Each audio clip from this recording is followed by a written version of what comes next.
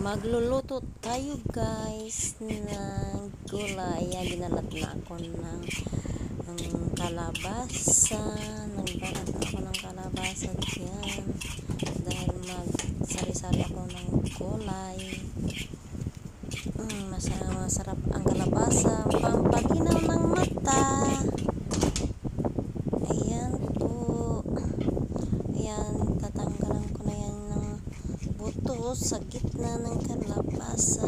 At pagkatapos yan dyan ay ating hihiwain. Masarap ang kalabasa sa katawan at pampalinaw din ng ating mata. Nakakatulong maraming benefit sa ating katawan ang kalabasa. Marami kasi kami kalabasa guys, kaya yan gusto ko lagi magluto ng kalabasa kung ako lang, kasi paborito ko po yung kalabasa.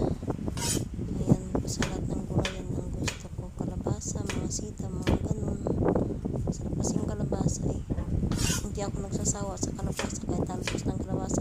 Ayan, marami na naman ako talbos ng kalabasa. Gusto ko sana kanina sabi ko bukas na lang. Ayan guys, o diba,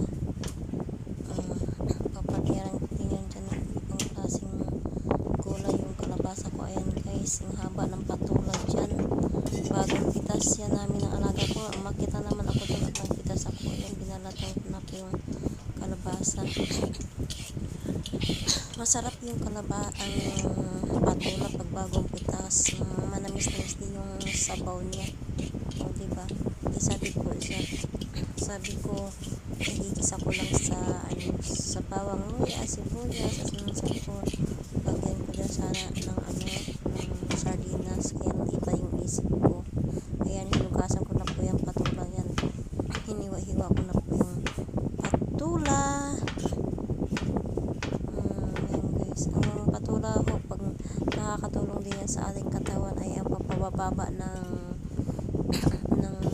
dugo kung ikaw po ay high blood. Ayan. Talaga nagulay po ako ngayon kasi po pakainin yung alaga ko ng patula, bumaba yung dugo niya kasi pupunta kami ng hospital bukas. Schedule niya na naman, kukuha na naman yan dyan ng dugo kasi dito guys sa Taiwan, pag yung natapos yung nyo, yung 3 months nyo na pag-inom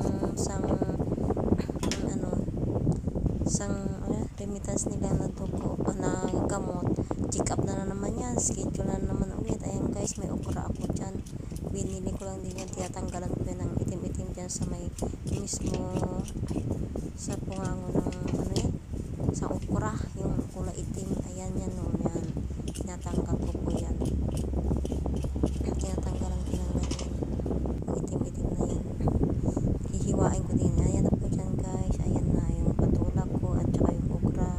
Ayan, kalabasa, paghalo ko po yan, sibuyas, luya at saka bawang. Ayan po. Ayan naman, kukulayin ko po yun, lagyan ko sana ng sardinas, kaya lang sabi ko wag na, sabi ko mamayang gabi na lang, hindi kaya bukas, parang marami na yung gulay ko. Tapos buti na lang hindi ko yan niluto yung, ayan, nagisa na ako dyan ng bawang, sibuyas at saka luya. Yung patula at saka alugbati yan guys, hindi ko na niluto. Buti na lang hindi ko niluto kasi pula din yung amo ko, hindi na umuwi, kaya dalawa kami ng alaga ko. Ayan, ilalagay ko na po yun dyan guys, yung kalabasa. Yan, kalabasa at okra ang una ko ilalagay kasi matigas kasi yung kalabasa. Yan, pero sinabay ko na rin yan yung okra. Dito ang okra guys, napakamahal. Wala kasi ako binhi na okra, kaya hindi ako makapagtanim. Ayan, okra, inisak na lang dito, sinabay ko na lang sa kalabasa. Maya ko na lang konti ilalagay dyan yung patula.